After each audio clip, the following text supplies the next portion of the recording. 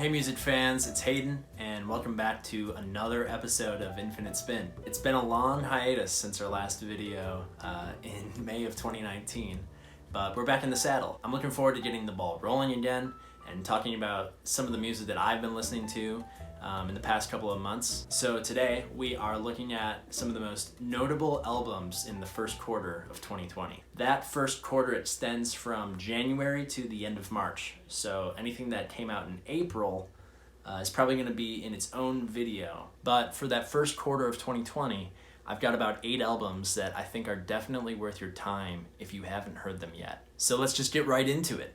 The first album I want to talk about is Good Luck Everybody by AJJ. AJJ, formerly known as Andrew Jackson Jihad, is known for their rough around the edges DIY approach to folk punk. So their 7th full-length album, Good Luck Everybody, was one of the first records I listened to this year. And it turned out to be quite the predictor of the shitstorm that 2020 would become in the next couple of months. It's got a bit of a warmer sound than past releases. You can tell it's been definitely more produced. But I think the ethos that holds AJJ's songwriting together is still relevant and more present than ever. For the majority of this record, lead singer Sean Bonnet is commenting on the downfall of American life as we know it. Right off the top, there's the fast-firing normalization blues, which kind of talks about the depressive state that you fall into when you see yourself becoming acclimated with, a bunch of scary change. If that isn't dismal enough, the record keeps up the mood with the piano ballad No Justice, No Peace, No Hope, followed by the oddly whimsical Mega Guillotine 2020, which at this point sounds like the perfect choice for president. The song's actually really catchy, and it's been stuck in my head forever. I'll catch myself singing about the Mega Guillotine in the middle of the day and think about how crazy I've become. The record got some criticism for being a little too on-the-nose political, but I think it's refreshing to hear them kind of air their grievances over some oddly fun-sounding music. The sound of Good Luck Everybody is not as raw as AJJ used to be, but I think the punk spirit is still alive in the songwriting. Up next is The Neon Skyline by Andy Shauf. Canadian indie singer-songwriter Andy Shauf is, more than anything else, a storyteller. Shauf uses the concept of an album as a chance to tell a story that weaves its way through each song. His 2016 record, The Party, is about just that, telling tales about one night of partying. And his follow-up this year is about going out on the town to the Neon Skyline bar with a group of friends. But the story turns out to be more than that, as Shauf runs into his ex-girlfriend at the bar. The album's story takes some interesting twists and turns on highlights like Where Are You, Judy?, Things I Do, and The Moon, but I'm not going to spoil the story for you. That's for you to find out yourself. It's a tender, heartfelt listen, and it's one to make us jealous of the old times a couple months ago where we were able to go out to the bars with friends. Coming up next is Makuu Row by Tricot. Man, was this something completely out of left field for me.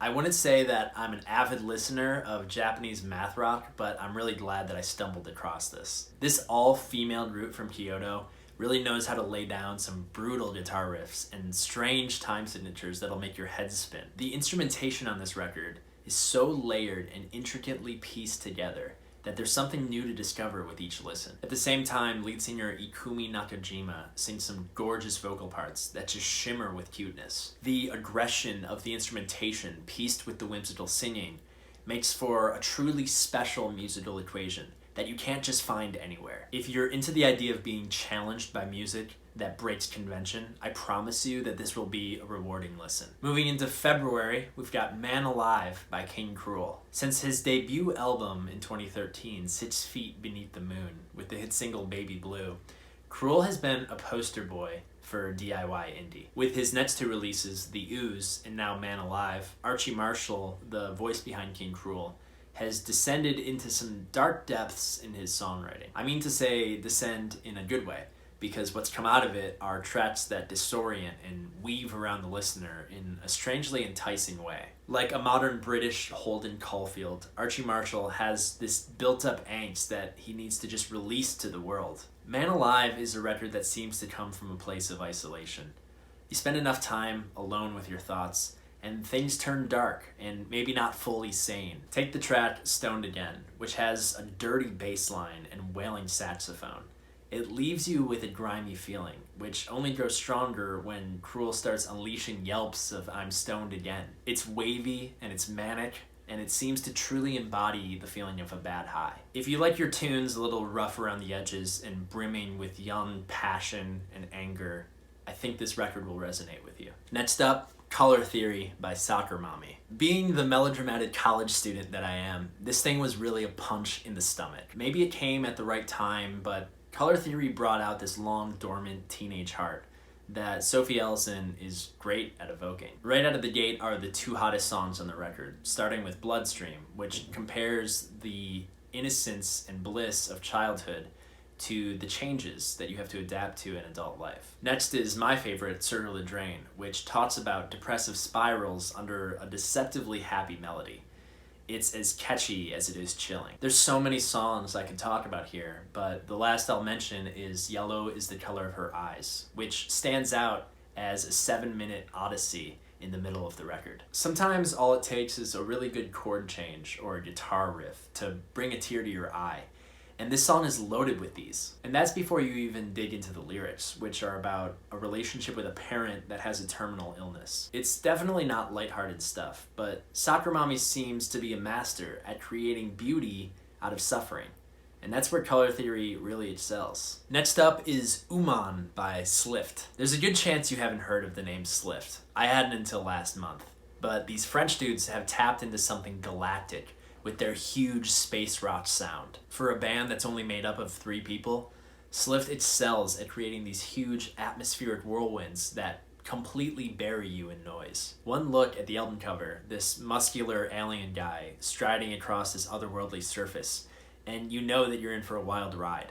And the thing is, the music sounds exactly like it looks. The tracks across Ummon are lengthy and dense, but the constantly evolving textures that make up the album never seem to grow stale in its hour-plus runtime. The group strikes a fine balance between powerful stoner metal riffs reminiscent of groups like Black Sabbath to more fast-paced garage rocking, similar to their contemporaries like the Osees. The song Citadel on a Satellite is a perfect example of what Slift is capable of, shifting effortlessly between hard-driving riffs and space rock bliss over its 10-minute runtime. This is truly an epic-sounding record. Like some big Isaac Asimov novel, it's filled with dense narrative and sci-fi levels of imagination. Alright, moving into March, we have Purple Moonlight Pages by R.A.P. Ferreria. I've been following Ferreria for a while now, and it's been wonderful to watch him outdo himself time and time again on each new record. But Purple Moonlight Pages is a different beast,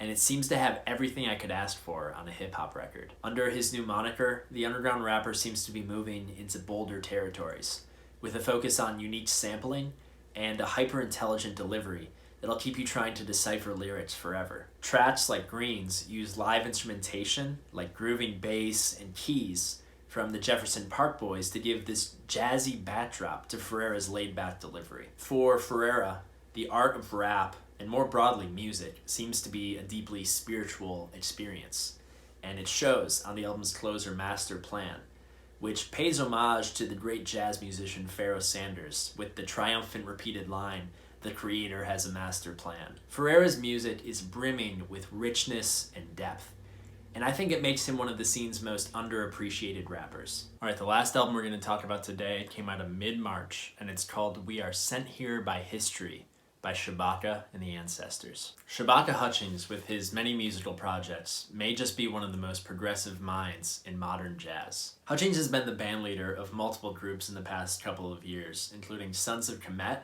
and The Comet Is Coming. While both are centered around jazz, Sons of Kemet has a more organic Afro-Cuban influence, while The Comet Is Coming is more jazz fusion. This year, his third group, Shabaka and the Ancestors, put out We Are Sent Here by History, which seems to combine both the synthetic and the organic into one. What Shabaka lacks with technical saxophone prowess, he makes up with a clearly passionate energy. It makes sense that he's on the jazz label Impulse, which has fostered the careers of jazz legends like John and Alice Coltrane, Pharoah Sanders, and Charles Mingus, all musicians known for their thematic, passionate playing. When you listen to Shabaka play, you're listening to the sound of South African history, which is clear in each shriek of the saxophone, each vocal yelp, or in each urgent drum beat. There's many times where the playing feels ominous and large, but it always leads well into loose, keyboard-driven interludes. The ebbing and flowing makes for a really dynamic jazz project that's built off these movements of energy. Thanks to prolific figures like Shabaka, the spirit of jazz can continue to evolve in a way that's really exciting. Anyone that says that jazz is irrelevant today should give this a good listen and decide if they still think so. So that does it for my first quarter favorites of 2020 and my return to the Infinite Spin channel. Be on the lookout for another video next week where I talk about some of my favorite records from the month of April. But until then, this has been Hayden with Infinite Spin. Make sure to keep that turntable rolling, and we'll talk about some more great music next time.